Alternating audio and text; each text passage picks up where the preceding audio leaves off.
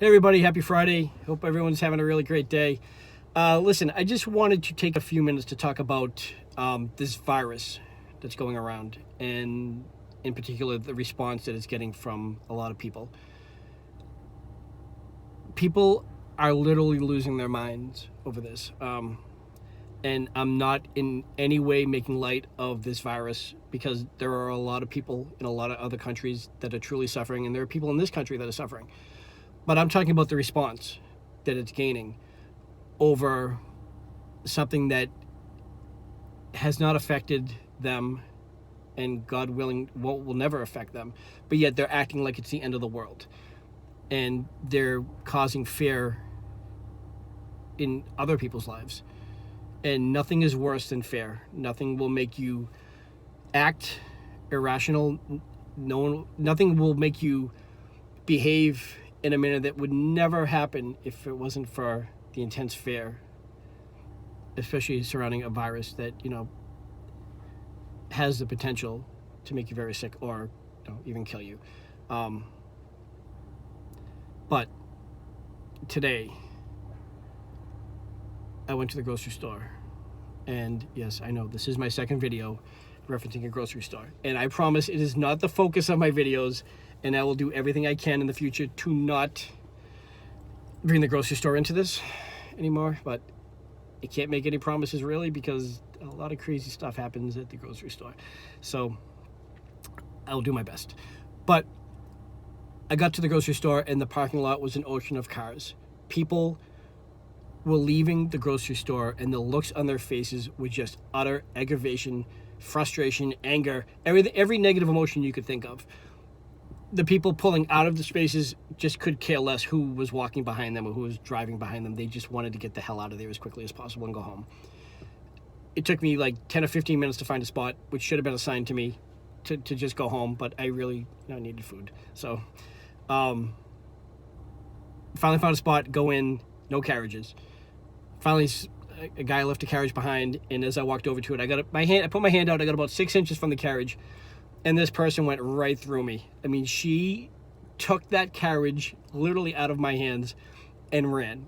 You would have thought that the winning lottery ticket, the winning Powerball ticket, was hidden somewhere on that carriage, and only she knew. But you know what? You just gotta. I laughed. You gotta laugh. You gotta shake that stuff off, because that's the stuff that happens. That's the little things that happen every single day that build and build and build, and next thing you know what? You're living a miserable life, and you can't let that happen. You gotta laugh. Her taking the carriage, did it really affect me? Not at all. And that's how you have to look at it. Did it affect me? How did it affect me? When the answer is no, you just gotta laugh. So I turned around, and this really nice couple asked if I wanted their carriage because they were bailing, they were done. And I said, sure, great, thank you so much. And the husband looked at me and he's like, go home. He's like, don't come in here. He literally said, you don't want to do this, just go home. And I laughed and I said, I'm just gonna grab a few things. And I headed in, and the registers are probably about 15 registers, and they were completely packed. And the line of people went down the front of the store, up the side of the store, and across the back of the store. You're talking, it had to be at least 40, 50 carriages of people. Full carriages. They weren't, people buying milk and eggs. They were stocking up for, a month at least. And so I'm watching these two people argue. Aggressively argue with each other, and then I noticed this person dragging their child across the floor as they were trying to run to whatever it is they needed to run to, because this is the zombie apocalypse apparently, and the world's coming to an end.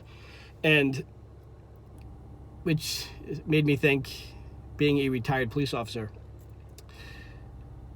if this is the zombie apocalypse, do I get to be Rick?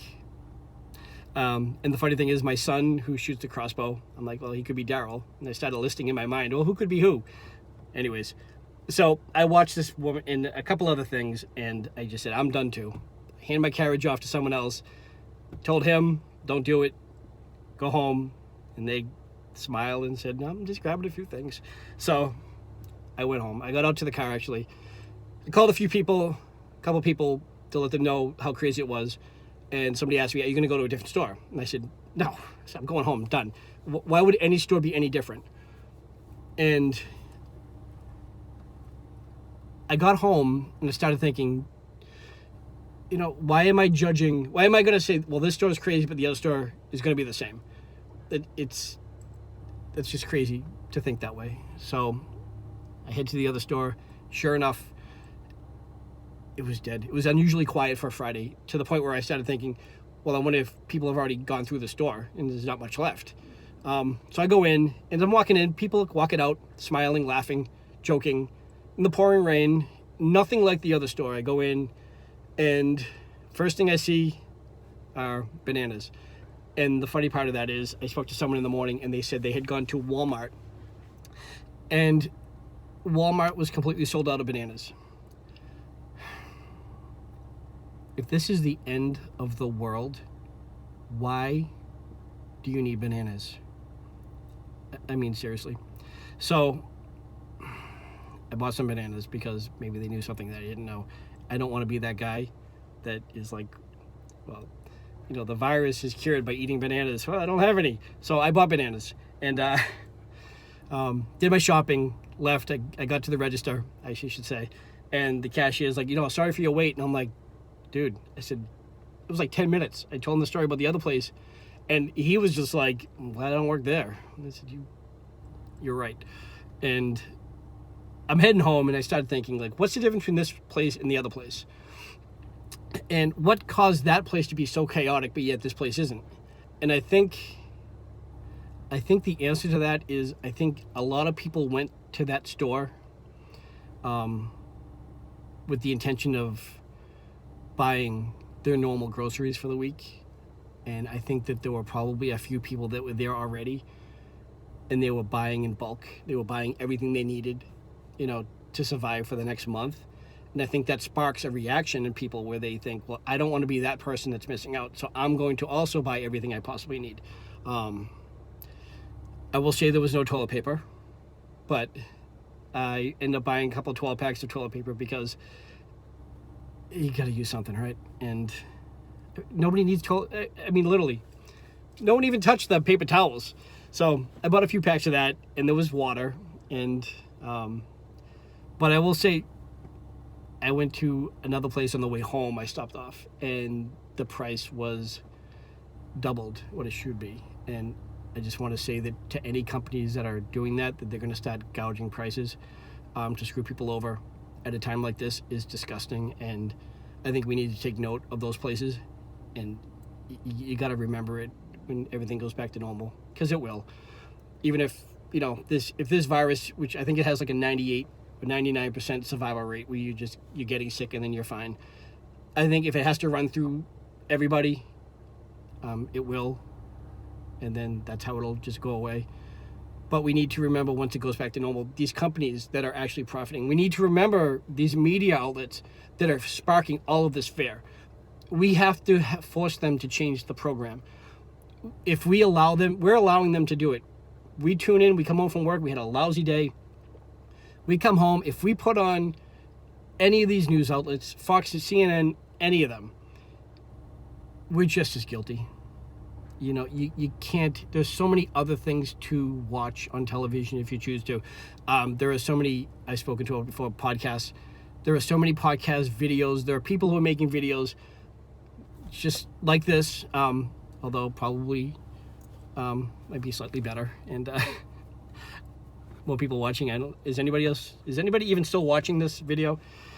Or am I talking to myself, which, you know, would not be, you know, an unusual case for myself. You know, I've been known to do that. But anyways, videos, podcasts, people taking their time to spread what they have learned. People far more knowledgeable and intelligent than I am, that I listen to and I learn from every single day. That's what I do. So, you know what? Turn off the news. Turn off everything that's negative. If you need to know something, you'll find out. It's on Facebook and other things. But you can't escape it. You'll find out sooner or later. Someone will tell you if you need to know. So do that. And I think it'll help ease a lot of the tension that's going on right now, because we can't let it get any worse than it already has. It has to stop now, and it has to start with us. So, that being said, thank you so much for watching and listening to me talk. And I hope everybody has a really great weekend. And you know what? You have to appreciate this life. This life is far too short, and this world is far too beautiful. And there is so much to learn and experience in this life. We need to appreciate every single minute that's given to us, every second.